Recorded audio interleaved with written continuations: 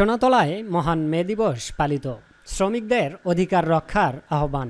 বগুড়ার সোনাতলা উপজেলায় বাংলাদেশ শ্রমিক কল্যাণ ফেডারেশনের উদ্যোগে যথাযোগ্য মর্যাদায় মহান মে দিবস পালিত হয়েছে। দিবসটি উপলক্ষে আয়োজিত আলোচনা সভা ও সমাবেশে শ্রমিকদের অধিকার, ন্যায্য মজুরি ও নিরাপদ কর্মপরিবেশ নিশ্চিত করার ওপর গুরুত্ব আরোপ করা হয়। অনুষ্ঠানে সভাপতিত্ব করেন শ্রমিক নেতা আব্দুর রাজ্জাক। প্রধান অতিথি হিসেবে উপস্থিত ছিলেন জেলা উপদেষ্টা জনাব মোজাহিদুল ইসলাম খান। প্রধান আলোচক হিসেবে বক্তব্য রাখেন জেলা নির্বাহী সদস্য জনাব মিজানুর রহমান।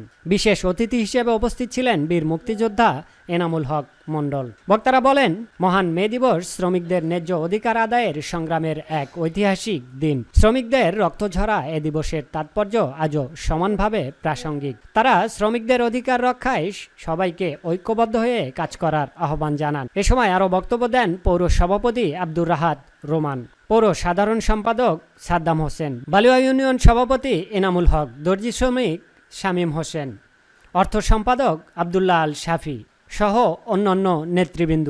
অনুষ্ঠানটি সঞ্চালন করেন উপজেলা সাধারণ সম্পাদক সরকার জাকারিয়া। অনুষ্ঠানে স্থানীয় শ্রমিক ও বিভিন্ন পর্যায়ের নেতাকর্মীরা উপস্থিত ছিলেন। আলোচনা শেষে শ্রমিকদের অধিকার প্রতিষ্ঠা এবং তাদের জীবনমান উন্নয়নে সম্মিলিতভাবে কাজ করার প্রত্যয় ব্যক্ত করা হয়। শিমন আহমেদ বাদল, স্টাফ রিপোর্টার, বগুড়া বার্তা।